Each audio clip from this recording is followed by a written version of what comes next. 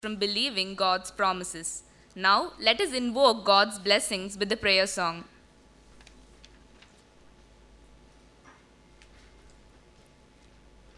Hey Gananayak शुभवरदायक hey Gananayak शुभवरदायक विघ्नविनायक मुक्तिप्रदायक विघ्नविनायक मुक्तिप्रदायक मूषिकवाहन मोदगहस्ता मूषिकवाहन मोदगहस्ता Lambodar hey Gananayak.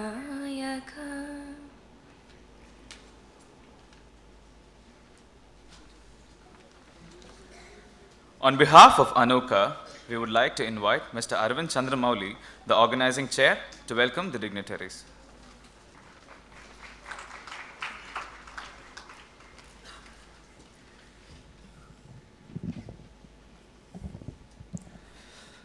A warm welcome to one and all present here.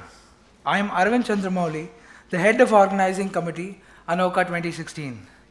It is said that a dream is not that you see while you're asleep, but a dream is something that does not let you asleep. And I'm standing before you all with the overwhelming pride of making that dream a reality.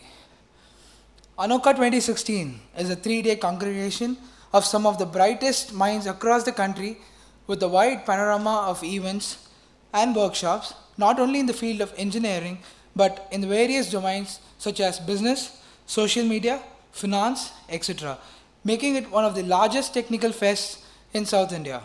Attractions like Lumiere, our premium talk series, Leaders Meet, our model simulation of the United Nations, Eventide, the ultimate entertainment platform of Anokha, or what that make us stand out from the other fests.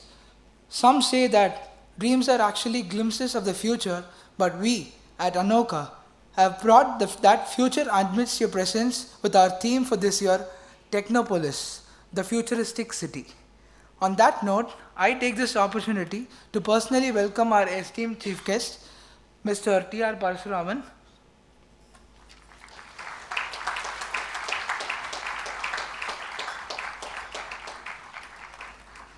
Our beloved Dean, Dr. Sashangan Ramanathan.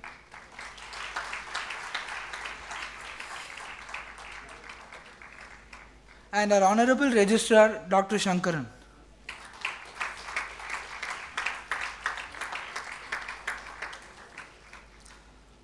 I hope that Anokha 2016 will be a fruitful and enthralling experience to each and every one of you. Thank you.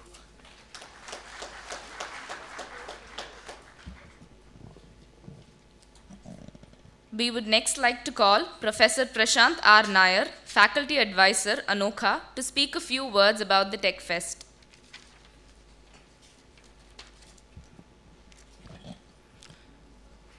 Esteemed dignitaries on the dais, my dear faculty colleagues, dear student participants from the length and breadth of this country, brightest minds, as we say. This time, just to give you a very small, short snapshot of Anokha 2016, our tagline when we started work, maybe in October, was bigger, better, sooner. So, over the last 5 Anokhas, the Tech Fest is growing from strength to strength, bigger, better, and sooner. We actually preponed it a month. Last year it was held in March. Just to give you some of the highlights, apart from the stats that probably everybody in this country would have seen yesterday, there was a one-page ad in the Hindu all over India which gave a snapshot. But just to, not to repeat those things like 15,000 students, 75 events, 25 workshops, and a whopping 15 lakhs prize money. Adding on to all those, probably perhaps our biggest USP is that Anokha is the first and the only tech fest in India with United Nations academic impact accreditation. Even any IIT Tech Fest has not got this accreditation.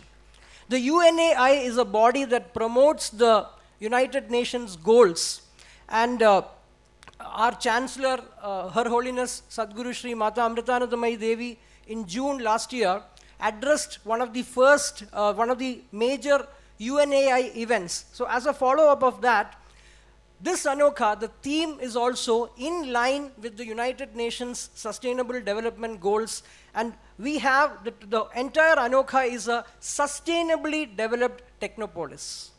All the events and the workshops, at least majority of them, reflect one of these, UN Sustainable Development Goals, which is nothing but what the nation or the most pressing need of the planet.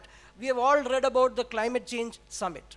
Now, other highlights, in fact, one of the things that really cropped up was, this time we have an actual pitch fest called Ideate.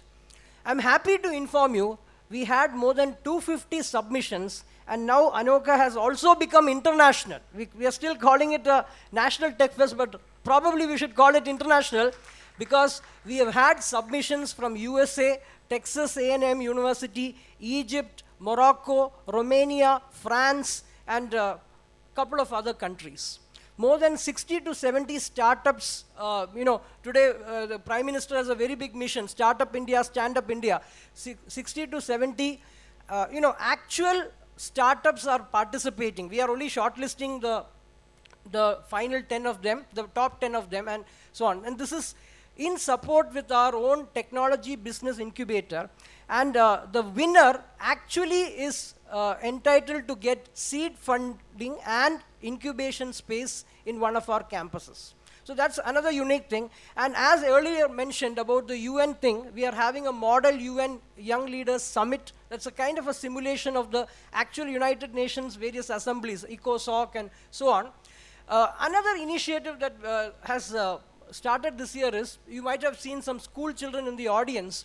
We have started a quiz competition for schools. It's called the School Whiz. In fact, immediately after the inauguration, the prelims of the School Whiz happened. So these are some of the highlights. Actually, I'll just add one more thing about the event. Is Anokha was unique in the sense that for the first time in India, a TEDx event was co-located with Anokha. That was in the past, but now there are some restrictions in terms of the TEDx license. And we have replaced it with a talk series, a premium distinguished talk series called Lumiere. And I am hopeful that this Lumiere will become another national series. We have a very distinguished set of speakers in Lumiere.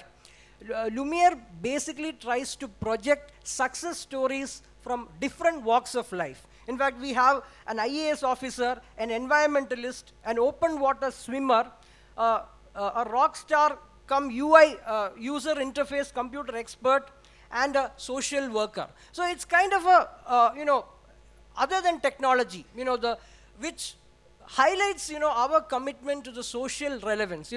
Amma's vision for the university is technology and research for societal development. So perhaps this event is something that focuses on that idea. So to all the participants of Anokha, sit back, enjoy. There is entertainment in the evening galore. We are having wonderful performances by our own students. The Natya Sudha and the Raga Sudha clubs are performing today and tomorrow.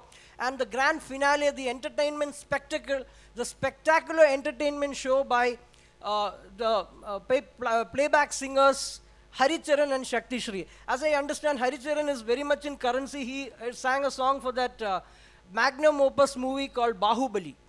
So sit back, enjoy. Let Anokha be the best tech fest in this country. We want your support. Sit back and enjoy. Thank you very much.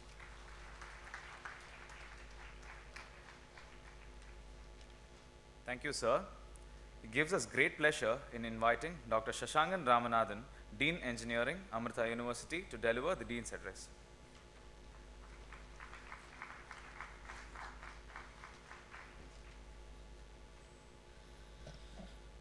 I think, how's everybody doing? Very early morning, good morning? Great. Well, everything I wanted to say, I think Prashant said that. Thank you. Now, I think there's one thing that all of us need to take back. When I was in my undergraduate, all these 1 or 2 day events were mostly entertainment. I think there was just all song, dance, competition on everything other than technical events in engineering colleges. Slowly it's evolved. Now I think there are separate days for technical events, and then there's a separate event for all these entertainment. I think you'll find the Tech Fest here, Anokha, a nice combination of brain teaser, technical challenges, and entertainment. That's a unique thing, and I congratulate the students for coming up with the ideas and putting this together. One thing about Amrita, I don't know how many of you are here from outside Amrita, the value that Amrita brings. I think we send out engineers, young engineers. It's not young students with a piece of paper that says BTech or BA or BSc. We truly produce engineers. So that's the value that Amrita brings, that way they think, the way they act, and the way they look at society in general is completely different. And that's sort of validated by the companies that hire Amrita graduates. And I think that's something that you will see if you're not part of Amrita. You will experience it, and you'll see that the culture here is a bit different. Some of you might find it vastly different from other places. So imbibe and immerse yourself in that different value. I think that's what Amrita brings. Now, I think this event can't be possible if close to approximately 1,500, 2,000 students collaborated, put in their team effort, their heads together, put aside their differences, and work together. Every year I learn a lot from these students. Thank you guys. I do learn. I thought running a company is a big deal. I'm sure our esteemed chief guest, Parasuram, will appreciate that because he is probably managing a huge organization. But what you see out of these youngsters, it is just amazing. The way they can work together. I'm sure all the bickering is set aside a month and a half before the event, and probably they become very good friends after the event. That's the beauty they show us. And I think all the faculty, including myself, we can learn from these people. They are just awesome. Every year, I've seen this. So, since Prashant stole the thunder, I would extend a very warm welcome to our chief guest, Mr. Parasuram. I saw the business card. He's got Japanese characters in that, so you can understand it's Kirloskar Toyota. He's a deputy general manager. I'm very honored to have him here today. We have a great automobile center, so we can take him to the center. He can appreciate what we have and actually validate what I said. So I also want to welcome our registrar, Dr. Shankaran here. He's one among us with the Anokha t-shirt. So that's a team effort, team spirit. And the faculty coordinators and the student coordinators who've spent days and nights trying to get this event together. This is probably the largest, if I go with what Prashant has said. This number is staggering, and I want this to grow, guys. So pass on the knowledge and the experience to your juniors, the seniors who've accomplished this. Encourage your juniors to make it bigger, better. I think sooner won't be there. This is about the soonest it can get. Thank you, and enjoy 3 days of fun and entertainment.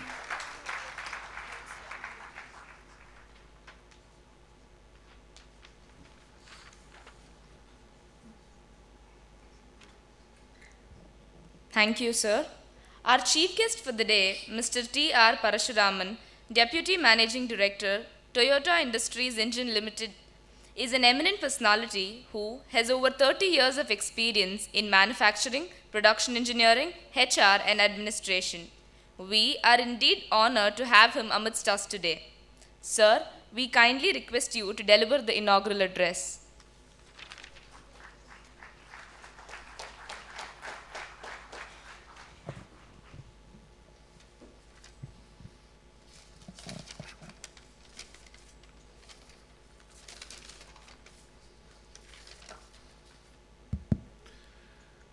Good morning.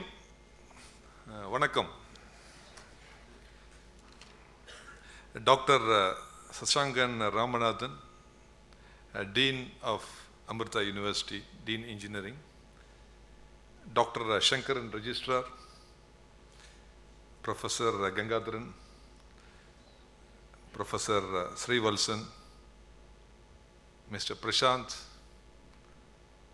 Members on the dais and off the dais, faculty members from many colleges, dear students and members and people from media. First of all, my wonderful morning greetings to you. I think this is a great occasion.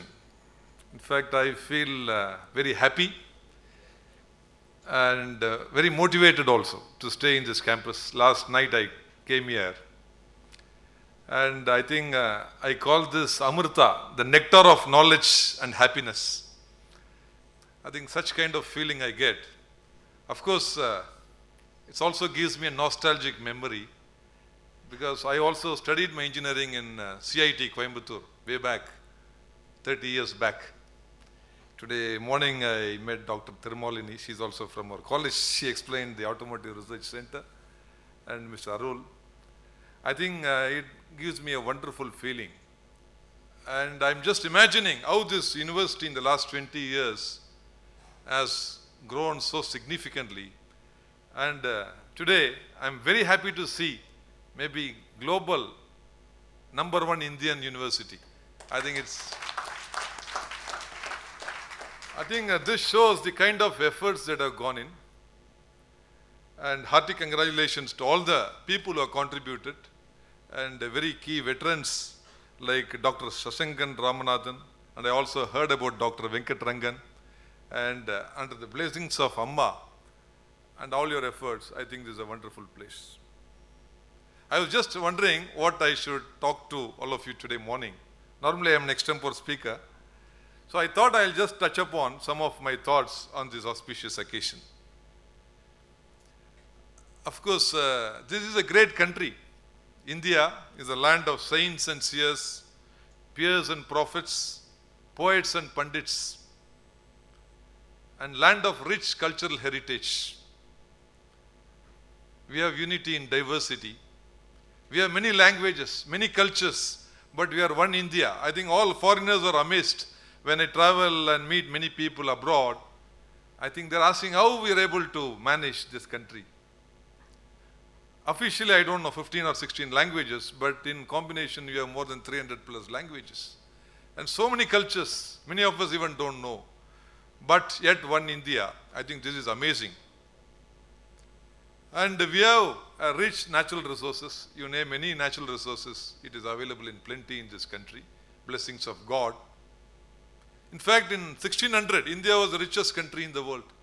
We had so much of gold, diamond in plenty. Of course, it was looted from India due to several reasons. But I'm sure India will regain its state. And thanks to the Britishers, most of the Indians talk good English, including the operators at working level. Even my Japanese colleagues are amazed how people can talk such a nice English. And we are the youngest population in the world. That's a great thing. In fact, the youth power is something phenomenal. If you take China or Japan, it's an aging population. Maybe after 20 years from now, I think China also will go from manufacturing sector, and they'll go to service sector. But India, I think, has a huge potential, I think Make in India is going to become a big reality, not only due to the captive demand, but also due to the global demand. Whether we like it or not, India will be an obvious choice of destination for all the global manufacturing. And if you look at our GDP, it is growing at a great pace. I think we are clocking 7.6 this year, better than our estimates, and fastest growing economy in the world. I think this is really wonderful. I think we are blessed with so much of good things. Equally, we have challenges also. We have problems of infrastructure and connectivity. Today we have issues of poverty, illiteracy and ignorance, epidemics and diseases. Availability of adequate skills. Today that's a big challenge. In fact, I request all the academics and industry to come forward to bridge this gap. We have been talking in many forums, but today I am very happy to see some of the good initiatives taken by Amrita in this area. Especially today I visited the automobile lab. I think many such practical things I could see. And of course, the skill shortage is a big problem that we need to address. Unfortunately, we are not able to employ beyond 30% of people graduating from this country. I think we graduate close to 3 million, and we are not able to employ more than 30% in the appropriate skills. Then we have issues of global common sense, the time discipline. I think in India, the biggest challenge is 1 minute is sometimes 1 hour. And cleanliness and hygiene. Still, if you look at our common sense in terms of cleanliness and hygiene, when we compare on a global parameter, for obvious reasons, we have a long, long way to go. In fact, we talk about 4S and 5S in Japanese companies and of course in all the companies. But even a challenge of oneness is a big problem. See, our biggest enemy is consistency. We are very good in one-day international. But when it comes to continuous follow-up and continuously doing the same job again and again, we have a big challenge. But we are masters in firefighting. Customer sense. Customer is always crying. We don't care. For example, if I take a phone and call, I have a problem with my credit card. The standard answer is, please hold the line while I transfer you to another operator. Then after 2 minutes, again the same answer comes. After 4 or 5 times, we get frustrated and we put the phone down. Customer is always crying, but we don't realize. I think how to bring that kind of a customer sense. When you travel abroad, when you look at developing countries, I think even if you take Thailand or Japan or even any part of Europe or United States, I think the level is much higher, which means how to develop that kind of a customer sense. Because this is very important to do a global business and to promote global competitiveness. And planning and schedule management. I think that is another weak point. I think we don't have a time sense. Therefore, when we commit to some macro plans, including big projects, I think government projects also, innumerable delays. We are not able to achieve that kind of a time sense. Time is gold, time is money, time is God. I think how do we create that kind of thinking? Then, of course, teamwork. We are excellent in individual capacities, but when it comes to execution as a team, I think we have a big challenge. So, when I address all these challenges and the opportunities, I think I feel the biggest priority today is human development. There is no shortcut. We need to develop the human development. Mr. Watanabe, our former president of Toyota Motor Corporation, he said there is no shortcut to a company's prosperity other than human development. That is the shortest way. When we talk about human development, people are very, very complicated. It's not easy. I always tell an example. A saint was walking on the banks of a river and he sees a young scorpion struggling for life. The saint goes to the water and takes the scorpion and puts it on the sands. The scorpion bites the saint and he starts profusely bleeding. Again a wave comes. Again it takes the scorpion to the waters. A young boy was watching this. 3 or 4 times this is happening. And he asked the saint, "Uncle, you are a big fool. You are not learning your lessons." The saint replies, "My dear son, I don't blame the scorpion. it is my habit to save a life, it is the habit of a scorpion to bite. Having said that, I think it's very important to recognize if someone has said, I have changed overnight, I think it's the biggest lie. All we can do is we can give a sugar coating, continuous follow-up through good association, good development activities, and through good company, we can always maintain the same level. But given a smallest opportunity, human beings have a tendency to spring back to the original condition. Therefore, from that perspective, I think human development is not easy because it is a continuous process and we need to internalize it. And given a smallest opportunity, because of our natural DNA, we tend to go back to the original point. And under this situation, what is the value system that we are deriving out of our educational system? I think Swami Vivekananda said, education is a manifestation of perfection which is already existent in man. And Dr. Albert Einstein, I think he said, the true index of education is the residual result of what remains after we have completed our schooling and college. What is the residual value that is remaining? But today, if you look at, we are oriented more towards the Western culture. There is a very false inclination. Sometimes this so-called education makes us think that all things of Western origin are modern and superior, while all those of our soil are inferior and outdated.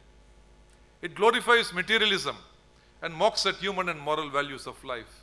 Sometimes it makes us job seekers and fortune hunters. Thus we kill each other, sell each other, murder our conscience, cheat, adulterate, commit knowingly, willingly and deliberately every conceivable sin just to grab power. At the end, with unlimited wealth and power, the man feels very miserable. In his greed for gold and glory, he has trampled over his own kith and kin. He has sacrificed his own flesh and blood, and he has deserted his friends and relatives. Science and technology, walking on the moon and dancing on the stars, is not going to save us from this miserable disaster. The solution lies in moral training and self-discipline. Moral training enables us to think of others rather than our own. It teaches us to love, help and sacrifice. It teaches us to subjugate our tongue and do our duty with pride, joy and dedication. In a nutshell, if we can practice this moral education and self-discipline, it not only enables us to master science and technology, conquer science and technology, but make them truly serve the mankind. Therefore, I think how do we develop these value systems? It's very easy to say, but how to develop this value system? I think that's a challenge that all of us should address in the academics. Clarity of mind and purity of thought, I think that's very important. How to create an analytical mind, reasoning mind. In fact, I was doing a leadership development program in Toyota. Maybe this program was spread over almost 1 year, and I had many presentations in Thailand and in Japan. The final output of the program is to make a presentation in an A3 paper, one A3 report. I still remember I had more than 50 meetings with my top management and many meetings in Japan and final presentation to the top management in Japan. Many times I had meetings. Still, if you ask me, have I completed my A3? Still, it's a question mark to me.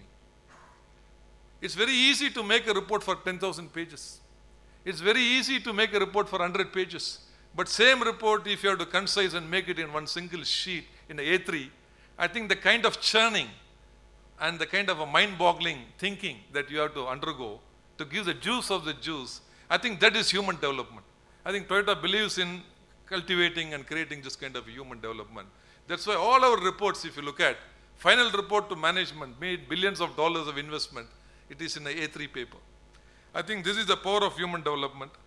Therefore, how to get into the root cause of the problem, how to understand what the real problem is. If you try to understand the problem, then understand the root cause, then the solution becomes simple. But many times we tend to solve a problem without understanding the root cause, and that is the biggest problem.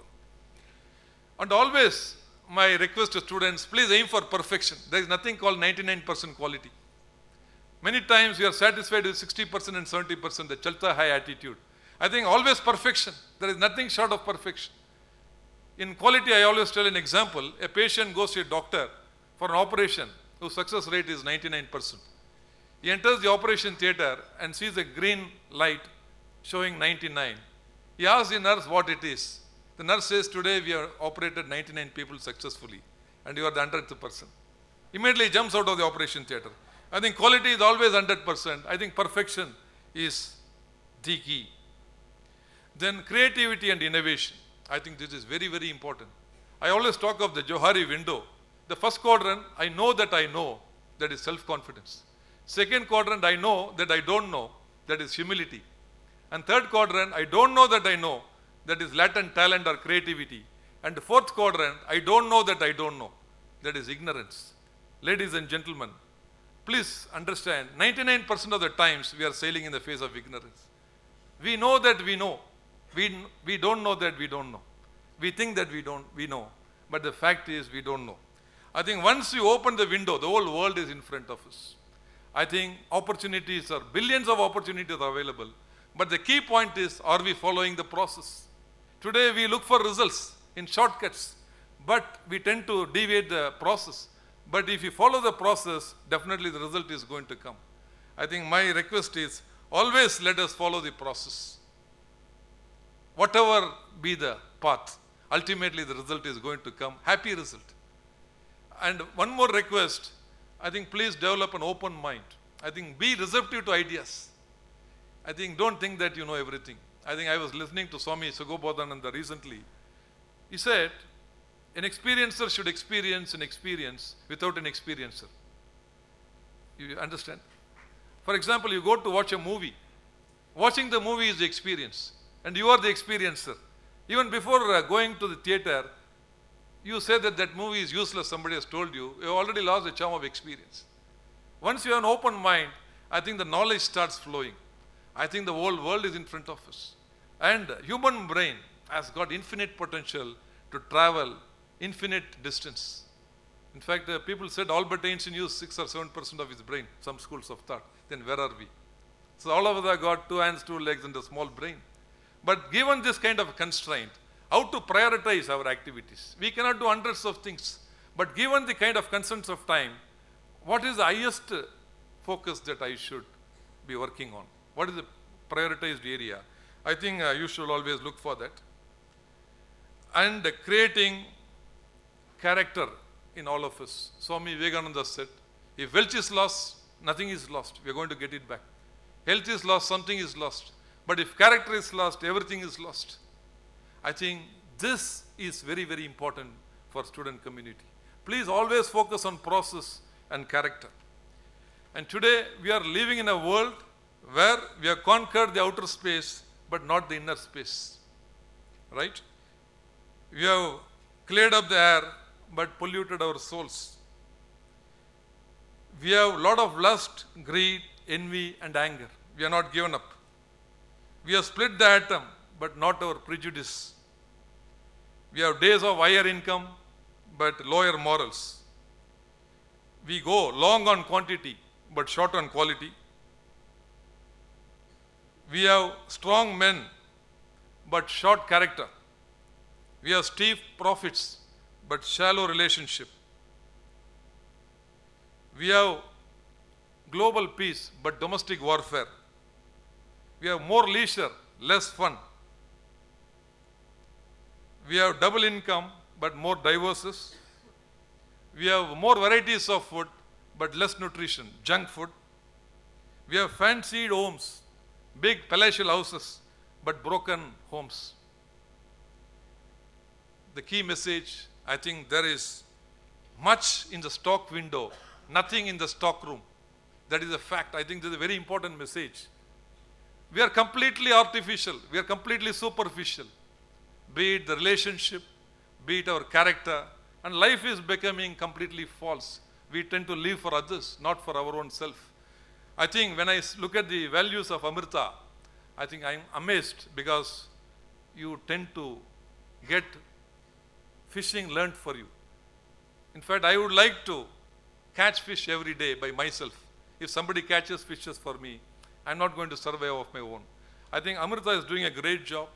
I think I was very amazed to see there is a syllabus in terms of cultural development, and also Ramayana and Mahabharata are taught. I'm really excited. I think this will really make a big impact, not only into the student community, but also in our society.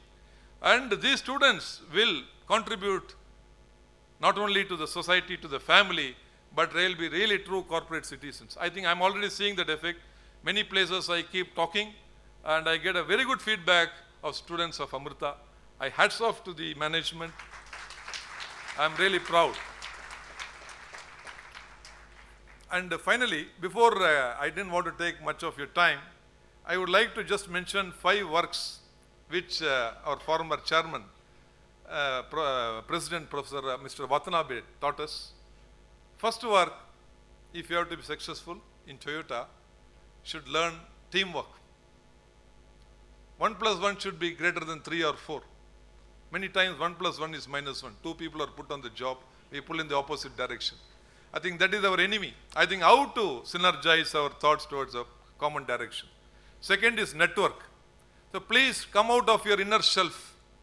I think we are very comfortable like a frog in a well.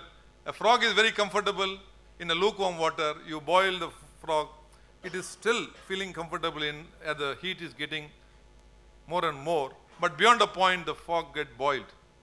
But if you put a frog in a boiling water, it jumps out. Therefore, we should come out of our inner shelf and we should start traveling to the next level, go to the next village, next state, next country. I think meet friends, try to understand your weakness, strength. I think that is the real opening of new window. Third work is footwork. Footwork is not cricket. Footwork is using our own foot, go to the point of action, understanding what the real problem is, using all our 5 senses. Not just seeing, observing what the real problem is. Today something is different, and hearing something is abnormal today, but some bearing is making a noise. Something is fishy today, some rattling noise is coming. Then smelling, something is not changed today, bacterial contamination, coolant is not changed. No? Sometimes tasting bit dangerous, we use in the food industry. We also use it in our canteen before it is served to our employees.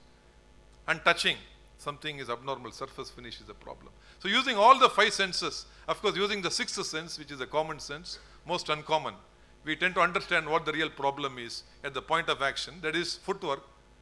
Third is headwork. All of us have got 2 hands, 2 legs and 1 small brain, I said. How to prioritize given the constraints of time. Then hard work, no pains, no gains. People may say that people have come by luck. It's impossible. You will come down in the same speed. So always success is due to hard work. There is no shortcut. And finally, before you go to bed, always have some homework. What went well today and how you can do it better tomorrow. I think by this process, we can develop our personality and process of continual improvement. Finally, I would like to conclude my speech saying the words of Rabindranath Tagore. Where the mind is without fear, where the knowledge is free, where the head is held high, where the world has not been broken up into fragments by narrow domestic walls, where the words come out from the depth of truths into thy heaven of freedom, my Father, let my country awake. Thank you very much for giving me this opportunity.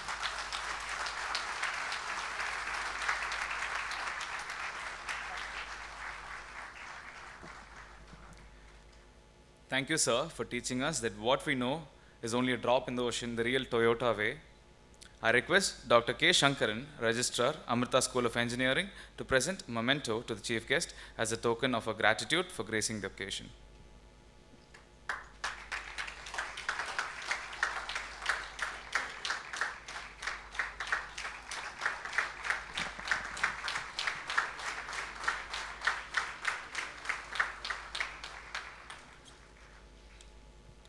Thank you, sir. It is said that gratitude is not only the greatest of all virtues, but the parent of others. With that, I would like to call upon Mr. Niranjan the technical chair to propose the vote of thanks.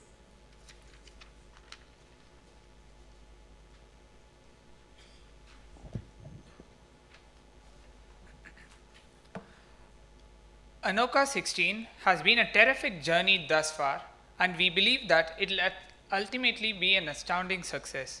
We are now poised to deliver a one-of-a-kind national-level technical fest. At this juncture, the Anokha team wants to express their gratitude to the many people who have enabled us to get here. Less than a year back, we were rambling third years with no clue of how to run such a big technical fest. If there is a group of people who we would like to thank, it would be our seniors of Anokha 15 who made Anokha 15 a grand success. They mentored us and motivated us and made us set a benchmark which we are trying to reach even now. We would like to thank our conveners and our faculty associated with the fest. They are the foundations on which each year's team builds their edition of Anokha. It is their unwavering encouragement and guidance that makes Anokha click every single year. From putting up flexes to setting up boats in the middle of night and setting up the pro show stage in a single day, the university supporting staff have helped us in all the way possible. They are the muscle power behind the fest. We are very grateful to the projects, constructions, accounts, security, transportation, fabrication labs, central kitchen, hostels, and other such departments. This edition of Anokha sees a variety of interesting and thought-provoking workshop titles. We thank the resource personnel hailing from companies like IBM, Mozilla, CyberEye, Robotic Labs, and Innovians who have engaged us with efforts to promote the technical aspects of this festival. Trust is a hard commodity to find in the current state. Yet many corporates have laid their trust in this festival's branding and have supported us. We take great pride in thanking our sponsors of this fest. Thank you Cognizant Technology Solutions, Infosys, Amrita TBI, Amachi Labs, Zoe, Bosch, MSS, Amol, Augrey, SP Robotics, and the many more sponsors and partners. Finally, the ultimate thank you is to our participants. With more than 5,000 registrants, more than 4,000 event registrations, and 2,000 workshop registrations, it is this kind of interest and enthusiasm from them that makes this event a grand success. I thank our chief guest, Mr. T.R. Parasuraman sir, and the other dignitaries here for gracing our inaugural function. We hope that in your time here, you will have the best experience that a college technical fest can provide in its ability. Thank you.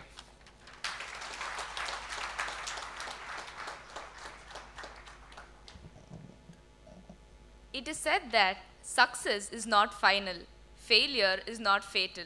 It is the courage to continue that counts. Work hard in silence and let success make the noise. With that, we have come to the closure of today's program. We wish you all a happy Anokha.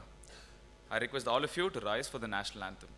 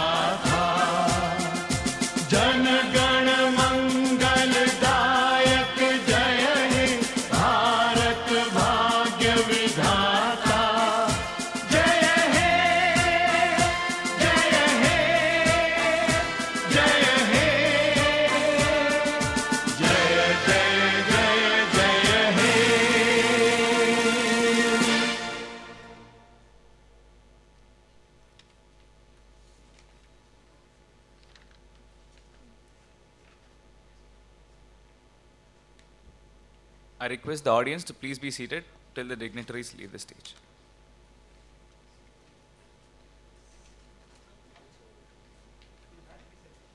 Participants of Anokha School Whiz and Leaders Meet, please remain in the Amriteshwari Hall.